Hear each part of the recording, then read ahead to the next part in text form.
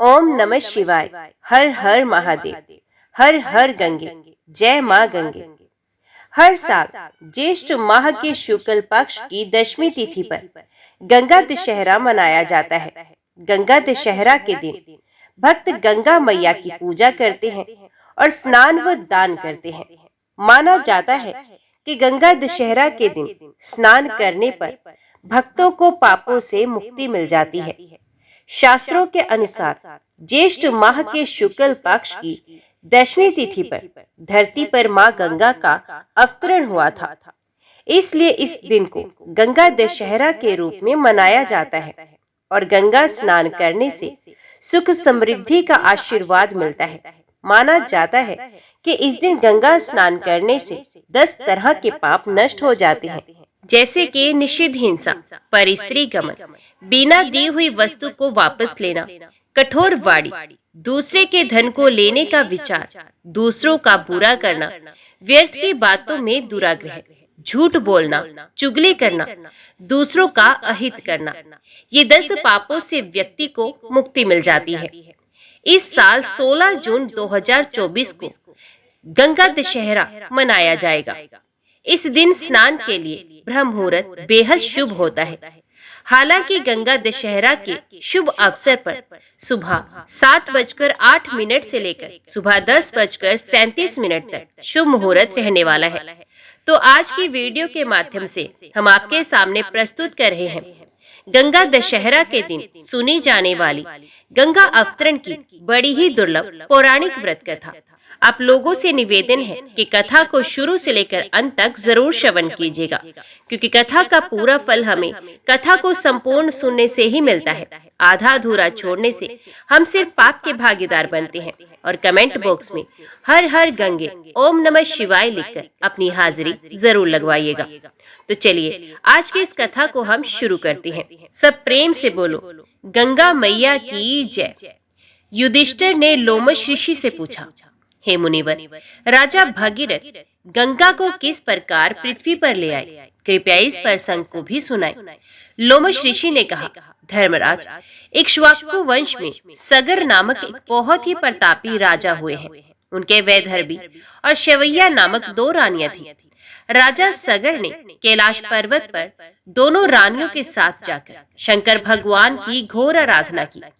उनकी तपस्या से प्रसन्न होकर भगवान शंकर ने उनसे कहा कि हे राजा, तुमने पुत्र प्राप्ति की कामना से मेरी आराधना की है, अतएव मैं वरदान देता हूँ कि तुम्हारी एक रानी के 60,000 पुत्र होंगे, किंतु दूसरी रानी से तुम्हारा वंश चलाने वाला एक ही संतान होगी। इतना कहकर शंकर भगवान अंतर्ध्यान हो गए।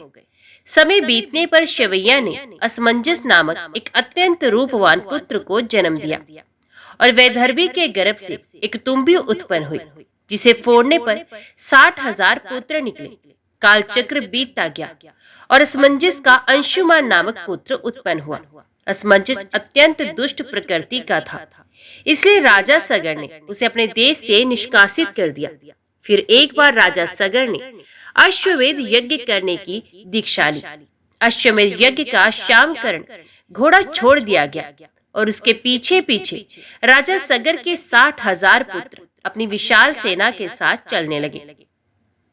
सगर के इस अश्वमेध यज्ञ के भयभीत होकर देवराज इंद्र ने अवसर पाकर उस घोड़े को चुरा लिया और उसे ले जाकर कपिल मुनि के आश्रम में बांध दिया। उस समय कपिल मुनि ध्यान में लीन थे, अतः उन्हें इस बात का पता ही नहीं चला। इधर सगर के 60,000 पुत्रों ने घोड़े को पृथ्वी के हर एक स्थान पर ढूंढा, किंतु उसका पता कहीं न लगा। वे घोड़े को खोजते हुए पृथ्वी को खोदकर पाताल लोक तक पहुंच गए, जहां अपने आश्रम में कपिल मुनि तपस्या कर रहे थे और वहीं पर वे घोड़ा बंधा हुआ था। सगर के पुत्रों ने ये समझा कि ये घोड़े को कपिल मुनि ने ही चुराया है। कपिल मुनि को कटु वचन सुनाना आरंभ कर दिया। अपने निरादर से कुपित होकर कपिल मुनि ने राजा सगर के 60,000 पुत्रों को अपनी क्रोध अग्नि से भस्म कर दिया। जब सगर को नारद मुनि के द्वारा अपने 60,000 पुत्रों के भस्म हो जाने का समाचार मिला, तो वे अपने पुत्र अंशुमान को बुलाकर बोले कि बेटा, तुम्हारे 60,000 दादाओं को मेरे कारण कपिल मुनि की क्रोध अग्नि में भस्म होना पड़ा। अब तुम कपिल मुनि के आश्रम में जाकर उनसे क्षमा प्रार्थना करके उस घोड़े को ले आओ। अंशुमान अपने दादाओं के बनाए हुए रास्ते से चलकर कपिल मुनि के आश्रम में जा पहुंचे। वहां पहुंचकर उन्होंने अपनी प्रार्थना एवं मृदु व्यवहार से कपिल मुनि को प्रसन्न कर लिया। कपिल मुनि ने प्रसन्न होकर उन्हें वर मांगने के लिए कहा। अंशुमान बोले कि हे मुनि, कृपा करके हमारे अश्व लौटा दें और हमारे दादाओं के उद्धार का कोई उपाय बताएं। कपिल मुनि ने घोड़ा लौटाते हुए कहा कि वत्स, जब तुम्हारे दादाओं का उद्धार केवल गंगा के जल से तर्पण करने पर ही हो सकता है। अंशुमान ने यज्ञ का अश्व लाकर सगर का अश्वमेघ यज्ञ पूर्ण करा दिया। यज्ञ पूर्ण होने पर राजा सगर अंशुमान को राज्य सौंपकर गंगा को स्वर्ग से पृथ्वी पर लाने के उद्देश्य से तपस्या करने के लिए उत्तराखंड चले गए। इस प्रकार तपस्या करते करते उनका स्वर्गवास हो गया। अंशुमान के एक पुत्र का नाम था दिलीप। दिलीप के बड़े होने पर अंशुमान भी दिलीप को राज्य सौंपकर गंगा को स्वर्ग से पृथ्वी पर लाने के उद्देश्य से तपस्या करने के लिए उत्तराखंड चले गए, किंतु वे भी गंगा को स्वर्ग से पृथ्वी पर लाने में असमर्थ रहे। दिलीप के पुत्र का नाम था भगीरथ। भगीरथ के बड़े होने पर दिलीप ने भी अपने पूर्वजों का अनुगमन किया, किंतु गंगा को लाने भी उन्हें भी सफलता नहीं मिली। अंततः भगीरथ की तपस्या से प्रसन्न हुई और उनसे वरदान मांगने के लिए कहा। भगीरथ ने हाथ जोड़कर कहा, माता, मेरे 60,000 पुरखों के उद्धार हेतु आप पृथ्वी पर अवतरित होने की कृपा करें। इस पर गंगा ने कहा, वत्स, मैं तुम्हारी बात मानकर पृथ्वी पर अवश्य आऊंगी, किंतु मेरे वेग को भगवान शिव के अतिरिक्त और कोई भी सहन नहीं कर सकता, इसलिए तुम पहले भगवान शिव को प्रसन्न करो। ये सुनकर भगीरथ ने भगवान शिव की घोर तपस्या की और उनकी तपस्या से प्रसन्न होकर शिवजी हिमालय के शिखर पर गंगा के वेग को रोकने के लिए खड़े हो गए। गंगा जी स्वर्ग से सीधे शिवजी की जटाओं पर जा गिरी। इसके बाद भगीरथ गंगा जी को अपने पीछे पीछे अपने पूर्वजों की अस्थियों तक ले आए, जिससे कि उनका उद्धार हो गया। भगीरथ के पूर्वजों का उद्धार करके गंगा जी सागर में जा मिली और अगस्त्य मुनि द्वारा सोखे हुए समुद्र में फिर से जल भर गया। भगवान महादेव कहते हैं, हे विष्णु, सूर्य वंश के महातेजस्वी परम धार्मिक राजा भगीरथ अपने पितामहों का उद्धार करने की इच्छा से तपस्या के लिए पर्वत श्रेष्ठ हिमवान को गए। हरि ब्राह्मण की शाप अग्नि से दग्ध होकर बड़ी भारी दुर्गति में पड़े हुए जीवों को गंगा के सिवा दूसरा कौन स्वर्गलोक में पहुंचा सकता है, क्योंकि वे शुद्ध विद्या स्वरूपा, इच्छा, ज्ञान और क्रिया रूप तीनों शक्तियों वाली, दया रूपी, आनंदमृत स्वरूपा तथा शुद्ध धर्म स्वरूपिणी है। जगदात्री पर ब्रह्म स्वरूपिणी गंगा को मैं अखिल विश्व की रक्षा के लिए लीला पूर्वक अपने मस्तक पर धारण करता हूँ। विष्णु जो गंगा जी का सेवन करता है, उसने सब तीर्थों में स्नान कर लिया, सब यज्ञों की दीक्षा ले ली और संपूर्ण व्रतों का अनुष्ठान पूरा कर लिया। कलयुग में कलुषित चित्त वाले, पराये धन का लोभ रखने वाले तथा विधिहीन कर्म करने वाले मनुष्यों के लिए गंगा जी के बिना दूसरी कोई गति नहीं। जो दूर रहकर भी गंगा जी के महात्म्य को जानता है, वे भगवान गोविंद में भक्ति रखता है। वे अयोग्य हो तो भी गंगा उस पर प्रसन्न होती है।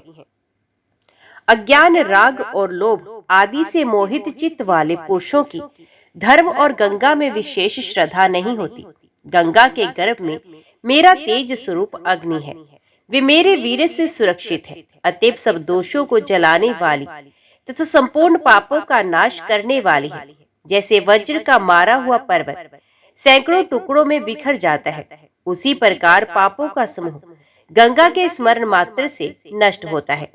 जो चलते खड़े होते, जप और ध्यान करते, खाते पीते, जागते सोते तथा बात करते समय भी सदा गंगा जी का स्मरण करता रहता है, वे संसार बंधन से मुक्त हो जाता है। जो पितरों के उद्देश्य से भक्ति पूर्वक गुड़, घी और तिल के साथ मधु युक्त खीर गंगा में डालते हैं, उसके पितृ 100 वर्ष तक तृप्त बने रहते हैं और वे संतुष्ट होकर अपनी संतानों को नाना प्रकार की मनोवांछित वस्तुएं प्रदान करते रहते हैं। जैसे बिना इच्छा के भी स्पर्श करने पर आग जला ही देती है, उसी प्रकार अनिच्छा से भी अपने जल में स्नान करने पर गंगा मनुष्य के पापों को भस्म कर डालती है। जो गंगा स्नान के लिए उदित होकर चलता है और मार्ग में ही मर जाता है, वे भी निस्संदेह गंगा स्नान का फल पाता है। जो लोग खोटी बुद्धि वाले, दुराचारी, कोरा तर्क करने वाले और अधिक संदेह रखने वाले मोहित मनुष्य हैं, वे गंगा को अन्य साधारण नदियों के समान ही देखते हैं।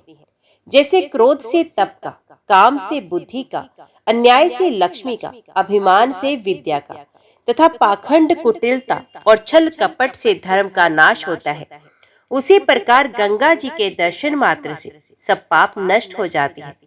जैसे मंत्रों में ओंकार, धर्मों में अहिंसा और कमनीय वस्तुओं में लक्ष्मी श्रेष्ठ है, तथा जिस प्रकार विद्याओं में आत्म विद्या और स्त्रियों में गौरी देवी उत्तम है, उसी प्रकार संपूर्ण तीर्थों में गंगा तीर्थ विशेष माना गया है। हरे, जो परम बुद्धिमान मनुष्य तुम में और मुझ में भेदभाव नहीं करता, वही शिव भक्त जानने योग्य है।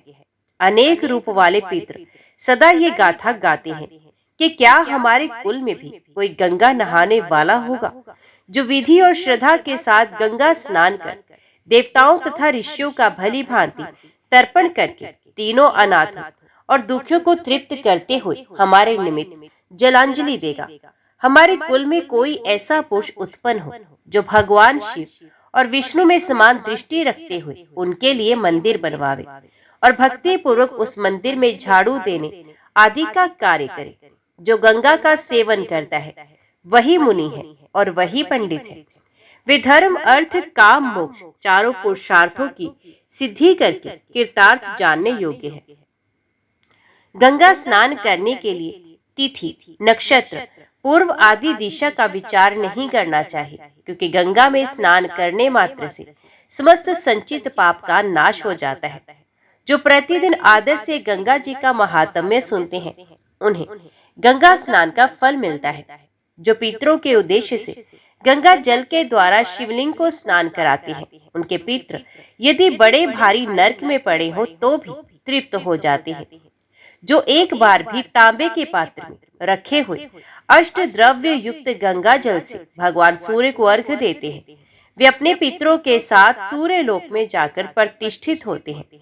जल, दूध, कुश का अग्रभाग, घी, मधु, गाय का दही, लाल कनेर तथा लाल चंदन, इन 8 अंगों से युक्त अष्टांग अर्घ्य बताया गया है, जो सूर्यदेव को अधिक संतुष्ट करने वाला है। चंद्रमा और सूर्य के ग्रहण में, व्यतिपात योग में, विषुव योग में तथा दोनों अयनों में किया हुआ गंगा स्नान लाख गुना पुण्य देने वाला होता है। यदि सोमवार को चंद्र ग्रहण तथा रविवार को सूर्य ग्रहण हो तो वे चूड़ामणि नामक पर्व कहलाता है। उसमें किया हुआ गंगा स्नान असंख्य पुण्यदायक है। ज्येष्ठ मास के शुक्ल पक्ष में हस्त नक्षत्र युक्त दशमी तिथि को स्त्री हो या पुरुष भक्ति भाव से गंगा जी के तट पर रात्रि में जागरण करे और 10 प्रकार के 10 सुगंधित पुष्प और 10 प्रकार के 10 फल नैवेद्य, 10 दीप और दशांग धूप के द्वारा बुद्धिमान पुरुष श्रद्धा और विधि के साथ 10 बार गंगा जी की पूजा करे। गंगा जी के जल में घृत सहित तिलों की 10 अंजलि डाले, फिर गुड़ और सत्तू के 10 पिंड बनाकर उन्हें भी गंगा जी में डाले। ये सब कार्य मंत्र द्वारा होना चाहिए। गंगा जी के लिए पूजा, दान, जप, होम सब इसी मंत्र से करने योग्य है। इसी प्रकार मंत्र उच्चारण के साथ धूप, दीप आदि समर्पण करके पूजा करके मुझ शिव का, तुम विष्णु का, ब्रह्मा का, सूर्य का, हिमवान पर्वत का और राजा भगीरथ का भली भांति पूजन करें। 10 ब्राह्मणों को आदर पूर्वक 10 सेर तेल दें। इस प्रकार विधान से पूजा संपन्न करके दिन भर उपवास करने वाला पुरुष 10 पापों से मुक्त होता है। बिना दी हुई वस्तु को लेना, निषिद्ध हिंसा, पर स्त्री संगम, ये 3 प्रकार का दैहिक ताप माना गया। कठोर वचन मुंह से निकालना, झूठ बोलना, सब और चुगली करना और अंट संट बातें बकना, ये वाणी से होने वाले 4 प्रकार के पाप हैं। दूसरे के धन को लेने का विचार करना, मन से दूसरों का बुरा सोचना और असत्य वस्तुओं में आग्रह रखना, ये 3 प्रकार के मानसिक पाप कहे गए हैं। पूर्वोक्त प्रकार से दान, पूजा और व्रत करने वाला पुरुष 10 जन्मों में उपार्जित इन 10 प्रकार के पापों से निस्संदेह ही छूट जाता है। तदंतर गंगा जी के सम्मुख श्रद्धा पूर्वक स्तोत्र को पढ़े। ओम शिव स्वरूपा श्री गंगा जी को नमस्कार है। कल्याणदायिनी गंगा को नमस्कार है। देवी गंगे, आप विष्णु रूपिणी हो, आपको नमस्कार है। ब्रह्म स्वरूपा, आपको नमस्कार है। रुद्र रूपिणी, आपको नमस्कार है। शंकर प्रिया, आपको नमस्कार है। नमस्कार है। देव स्वरूपिणी, आपको नमस्कार है। औषधि रूपा, आपको नमस्कार है। आप सबके संपूर्ण रोगों की श्रेष्ठ वैद्य है, आपको नमस्कार है। स्थावर और जंगम प्राणियों से प्रकट होने वाले विष का आप नाश करने वाली हैं, आपको नमस्कार है। संसार रूपी विष का नाश करने वाली जीवन रूपा, आपको नमस्कार है। आध्यात्मिक, आधि देविक और आधि भौतिक तीनों प्रकार के क्लेशों का संहार करने वाली, आपको नमस्कार है। प्राणों की स्वामिनी, आपको नमस्कार है। नमस्कार है। शांति का विस्तार करने वाली शुद्ध स्वरूपा, आपको नमस्कार है। सबको शुद्ध करने वाली तथा पापों की शत्रु स्वरूपा, आपको नमस्कार है। भोग, मोक्ष तथा कल्याण प्रदान करने वाली, आपको बारंबार नमस्कार है। भोग और उपभोग देने वाली भोगवती नाम से प्रसिद्ध आप पाताल गंगा को नमस्कार है। मंदाकिनी नाम से प्रसिद्ध तथा स्वर्ग प्रदान करने वाली आप आकाश गंगा को बारंबार नमस्कार है। आप भूतल, आकाश और पाताल 3 मार्गों से जाने वाली और तीनों लोकों की आभूषण स्वरूपा है, आपको बारंबार नमस्कार है। गंगा द्वार, प्रयाग और गंगा सागर संगम इन 3 विशुद्ध तीर्थ स्थानों में विराजमान, आपको नमस्कार है। शवावती, आपको नमस्कार है। गाहपत्य, आहवन्य और दक्षिण अग्नि रूप त्रिविध अग्नियों में स्थित रहने वाली तेजोमयी, आपको बारंबार नमस्कार है। आप ही अलकनंदा, आपको नमस्कार है। शिवलिंग धारण करने वाली, आपको नमस्कार है। सुधा धारा में, आपको नमस्कार है। जगत में मुख्य सरिता रूप, आपको नमस्कार है। रेवती नक्षत्र रूपा, आपको नमस्कार है। बृहति नाम से प्रसिद्ध, आपको नमस्कार है। लोकों को धारण करने वाली, आपको नमस्कार है। संपूर्ण विश्व के लिए मित्र रूपा, आपको नमस्कार है। सबको समृद्धि देकर आनंदित करने वाली, आपको बारंबार नमस्कार है। आप पृथ्वी रूपा है, आपको नमस्कार है। आपका जल कल्याणमय है। आप उत्तम धर्म स्वरूपा है, आपको नमस्कार है। नमस्कार है। बड़े बड़े सैकड़ों प्राणियों से सेवित, आपको नमस्कार है। सबको तारने वाली, आपको नमस्कार है। नमस्कार है। संसार बंधन का उच्छेद करने वाली अद्वैत रूपा, आपको नमस्कार है। आप परम शांत, सर्वश्रेष्ठ तथा मनोवांछित वर देने वाली, आपको बारंबार नमस्कार है। आप परले काल में उग्र रूपा है, अन्य समय में सदा सुख का भोग कराने वाली है तथा उत्तम जीवन प्रदान करने वाली है, आपको नमस्कार है। आप ब्रह्मनिष्ठ, ब्रह्म ज्ञान देने वाली तथा पापों का नाश करने वाली है, आपको बारंबार नमस्कार है। प्रणत जनों की पीड़ा का नाश करने वाली जगन माता, आपको नमस्कार है। आप समस्त विपत्तियों की शत्रुभूता तथा सबके लिए मंगल स्वरूपा है, आपके लिए बार बार नमस्कार है। शरणागतों, दीनों तथा पीड़ितों की रक्षा में संलग्न रहने वाली और सबकी पीड़ा दूर करने वाली हे नारायणी, हे देवी, आपको नमस्कार है। नमस्कार है। अपाप ताप अथवा अविद्या रूपी मल से निर्लिप्त दुर्गम दुख का नाश करने वाली तथा दक्ष है, आपको बारंबार नमस्कार है। अपर अपर सबसे परे है, मोक्षदायिनी गंगे, आपको नमस्कार है। हे गंगे, आप मेरे आगे हो। हे गंगे, आप मेरे पीछे रहे। गंगे, आप मेरे अभय पार्श्व में स्थित हो तथा हे गंगे, मेरी आप में ही स्थिति हो। आकाश गायनी, कल्याणमयी गंगे, आदि मध्य और अंत में सर्वत्र आप ही हैं। हे गंगे, आप ही मूल प्रकृति हैं, आप ही परम पुरुष हैं तथा आप ही परमात्मा शिव हैं।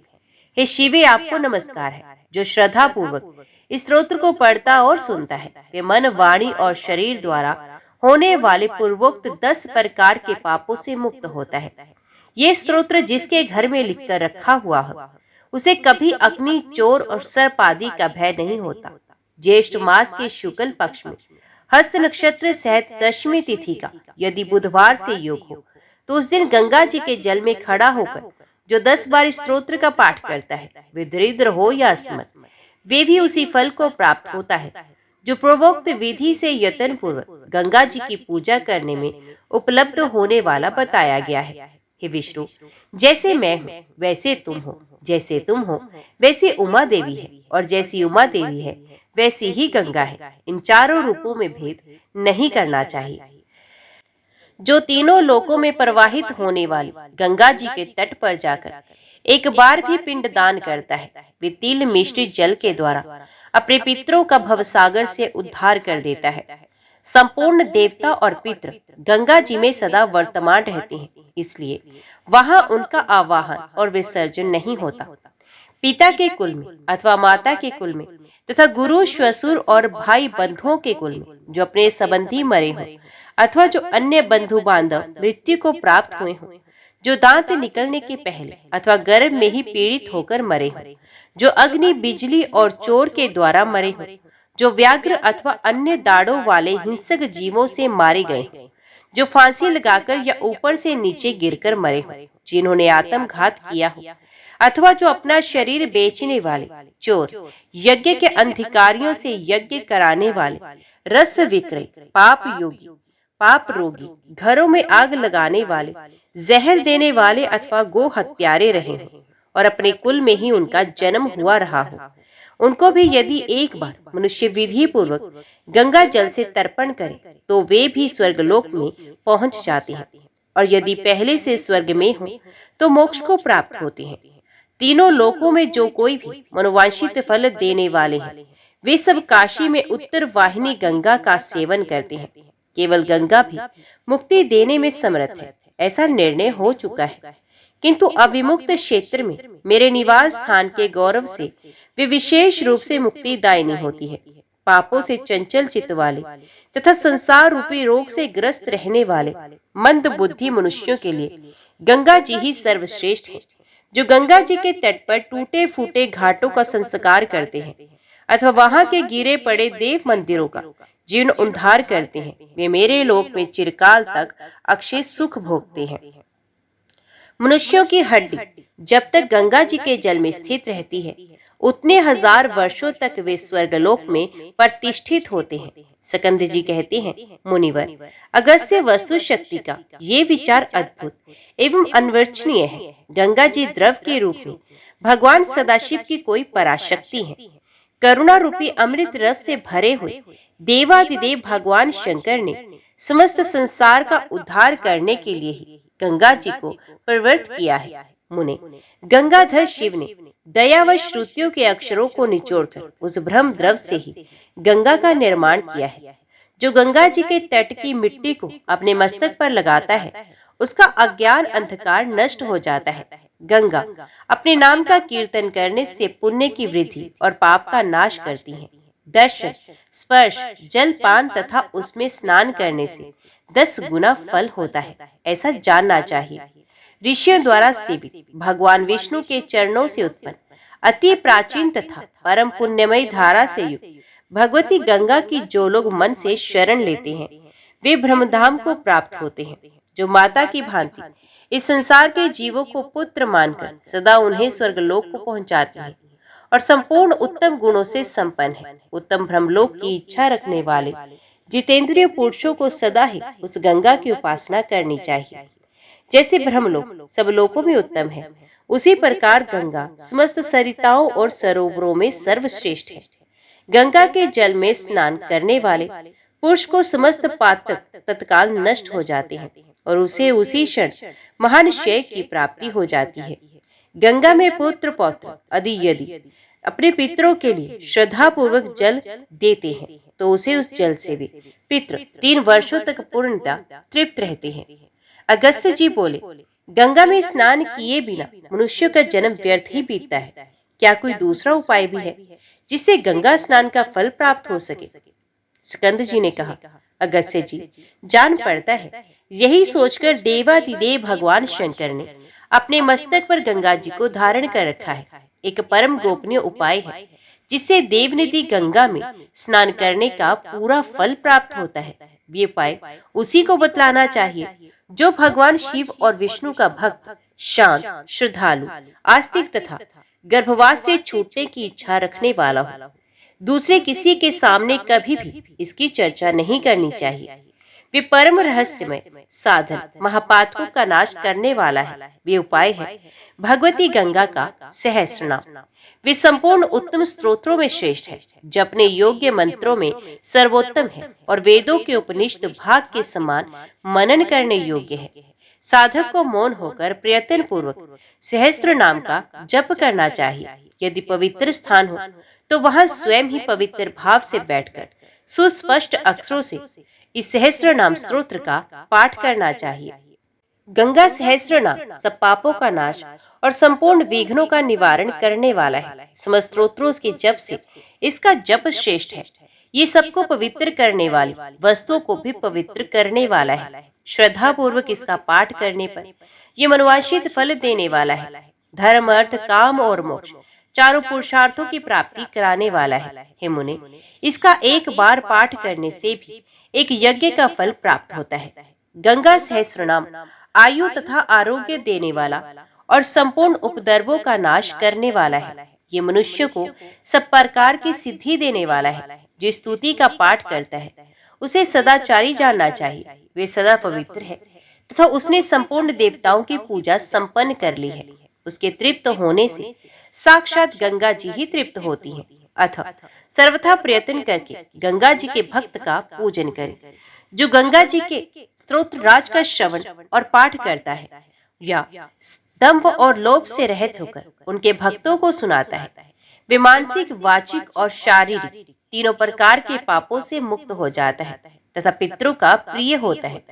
जिसके घर में गंगा जी का स्तोत्र लिखकर इसकी पूजा की जाती है वहां पाप का कोई भय नहीं है। वे घर सदा पवित्र रहता है। इस विषय में एक प्राचीन इतिहास बतलाता हूँ। दक्षिण समुद्र के तट पर सेतु बंधन तीर्थ के समीप कोई धनंजय नाम वाला वैश्य रहता था। वे अपनी माता का बड़ा भक्त था। पुण्य के मार्ग ही वे धन पैदा करता और उससे याचकों को संतुष्ट करता था। धनंजय यशोदानंदन श्री कृष्ण का उपासक था। ये समस्त सद्गुणों का भंडार था, तो भी गुणियों की मंडली में अपने गुण स्वरूप को छिपाए रखने की चेष्टा करता था। यद्यपि व्यापार से ही उसकी जीविका चलती थी, तो भी वे सत्य प्रिय था। ब्राह्मण आदि उच्च वर्णों के लोग उसके गुणों का बखान करते थे। इस प्रकार उत्तम वृत्ति और बर्ताव से रहते हुए उस वैश्य की माता, जो वृद्धा अवस्था से अत्यंत आतुर तथा रोगग्रस्त हो रही थी, मृत्यु को प्राप्त हो गई। पूर्व काल में जब वे जवान थी तो उसने अपने पति को धोखा और परपुरुष गमन किया था। जो स्त्री 4 दिनों की जवानी पाकर मोहवश अपने स्वामी को धोखा देती है, वे अभक्ष्य नरक में पड़ती है। स्त्रियों के अस्तित्व का नाश होने से उसका धर्मपरायण पति भी बड़े दुख से प्राप्त किए हुए स्वर्गलोक से गिर गया था। इसलिए स्त्री को शील की रक्षा करनी चाहिए। खोटी बुद्धि वाली व्यभिचारिणी स्त्री एक कल्प तक नरक के विष्टा कुंड में पड़ी रहती है। इसके बाद गांव में सुकरी होती है। इसलिए स्त्री को उचित है कि वे पुण्य के एकमात्र साधन अपने शरीर को विशेष यत्न करके सुख तुल्य प्रतीत होने वाले परपुरुष के दुखद स्पर्श से बचाए। सती नारी ने अपने स्वामी के अधीन किए हुए इसी शरीर के द्वारा आदेश देकर क्या उगते हुए सूर्य को नहीं रोक दिया था। अत्रि मुनि की पत्नी पतिव्रता अनुसुया ने पति भक्ति के ही प्रभाव से क्या ब्रह्मा, विष्णु और शिव को अपने गर्भ में धारण नहीं किया था। नारी अपने पातिव्रत्य के प्रभाव से इस लोक में महान सुयश, वैकुंठ धाम में अक्षय निवास तथा भगवती लक्ष्मी जी का सखी का पद प्राप्त करती है। धनंजय की माता अपने पति और संतान धर्म का परित्याग करके दुराचार का आश्रय ले स्वेच्छाचारिणी हो गई थी। इसलिए मृत्यु के बाद वे नरक में पड़ी। उसका पुत्र धनंजय पूर्व जन्म की तपस्या का उदय होने से किसी शिव योगी का साथ पाकर धर्माचरण में तत्पर हुआ। वे माता का भक्त तो था ही, उसकी हड्डियां लेकर उन्हें पंचगव्य और पंचा अमृत से स्नान कराया और यक्ष कर्दम का लेप करके फूलों से उनका पूजन किया। तत्पश्चात उन्हें नैनसुख वस्त्र से लपेटकर ऊपर से रेशमी वस्त्र लपेटा, फिर चिकने सूती वस्त्र से आवृत करके गेरुआ के रंग में रंगे हुए गेरवे वस्त्र द्वारा उस पोटली को आच्छादित किया। तदंतर नेपाली कंबल से ढककर उस पर शुद्ध मिट्टी का लेप कर दिया। तत्पश्चात उसे तांबे के संपुट में रखकर वे गंगा जी के मार्ग पर स्थित हुआ। धनंजय नीच जाति का स्पर्श ना करके पवित्रता पूर्वक रहता और वेदी या पवित्र भूमि पर सोता था। इस प्रकार उस गठरी को लाता हुआ वे रास्ते में ज्वर से ग्रस्त हो गया। तब उसने उचित मजदूरी देकर कोई कहार निश्चित किया और किसी तरह काशीपुरी में आ पहुंचा। वहां वे कहार को रक्षा के लिए बिठाकर कुछ खाने पीने की वस्तु लेने के लिए बाजार में गया। कहार अवसर पाकर उस भार में से तांबे का संपुट लेकर अपने घर की ओर चल दिया। धनंजय ने विश्राम स्थान पर लौटकर देखा तो सब सामग्रियों में वे तांबे का संपुट नहीं दिखाई दिया। तब वे हाय हाय करता हुआ उसे ढूंढने को चला और धीरे धीरे उस कहार के घर जा पहुंचा। इधर वे कहार भी किसी वन में पहुंचकर तब जब तांबे के संपुट में देखता है तब उसे हड्डियां दिखाई देती हैं। ये देख उन्हें वहीं छोड़कर वे उदास भाव से घर को लौट गया। इसके बाद धनंजय उस कहार के घर पहुंचा और उसकी स्त्री से पूछने लगा, सच सच बताओ तुम्हारा पति कहाँ गया है? उसने मेरी माता की हड्डियां ले ली हैं, उन्हें दिला दो। हड्डियों को शीघ्र दिखाओ, मैं तुम्हें अधिक धन दूंगा। तब उसकी स्त्री ने पति से सब बातें कही। कहार लज्जा से मस्तक झुकाए सब वृतांत बताकर धनंजय को अपने साथ वन में ले गया। परंतु देव योग से वे उस स्थान को भूल गया और दिशा भूल जाने के कारण वन में इधर उधर भटकने लगा।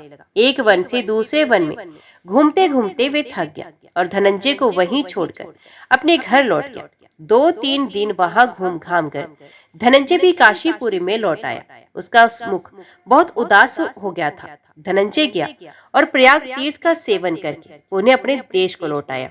अगस्त्य जी भगवान विश्वनाथ की आज्ञा के बिना उस स्त्री की हड्डियां काशी में प्रवेश पाकर भी तत्काल बाहर हो गई। इसी प्रकार किसी पुण्य से काशी में पहुंचकर भी पापी मनुष्य उस क्षेत्र का फल नहीं पाता, वे तत्काल वहां से बाहर हो जाता है। अतः भगवान विश्वनाथ की आज्ञा ही काशी में रहने का कारण होती है। महामुनि अस्सी और वर्णा ये 2 नदियां उस क्षेत्र की रक्षा के लिए नियुक्त की गई हैं, इसलिए वे पूरी वाराणसी के नाम से प्रसिद्ध है। काशीपुरी कहती है, अरे जी तू बहुत तेरे श्रेष्ठ तीर्थों में गोता लगा चुका है, किंतु अब तक तुझे कभी शांति नहीं मिली। अब यहाँ मृत्यु को प्राप्त होकर तू मेरे बल से अमृतत्व धारण करके शिव रूप हो जा। आहा, क्या जीव को गर्भवास का कष्ट भूल गया? यमराज के दूतों के हाथ से बांधा जाना और पीड़ित होना क्या याद नहीं रहा? क्या कारण है कि भगवान शंकर की कृपा से मिलने योग्य काशीपुरी को पाकर भी मूर्ख मनुष्य हाथ में आई हुई मुक्ति को त्याग कर अन्यंत्र जाता है? अगस्त्य जी अविमुक्त क्षेत्र को भगवान रुद्र का निवास स्थान बताया गया है। यहाँ के सभी जीव रुद्र स्वरूप हैं, इसलिए काशी में रहने वाले चारों वर्णों तथा वर्णतर मनुष्यों का भी ईश्वर बुद्धि से श्रद्धा पूर्वक सत्कार करके मनुष्य भगवान शिव की पूजा के फल का भागी होता है। प्रलय काल में पृथ्वी जल में विलीन हो जाती है। जल अग्नि के मुख रूपी भयानक कंदरा में समा जाता है। अग्नि वायु में और वायु आकाश में लीन हो जाती है। आकाश अहंकार में लय को प्राप्त होता है। षोडश विकारों के साथ अहंकार भी समिष्टि बुद्धि नामक महतत्व में लीन होता है। फिर महतत्व भी प्रकृति के भीतर विलीन होता है।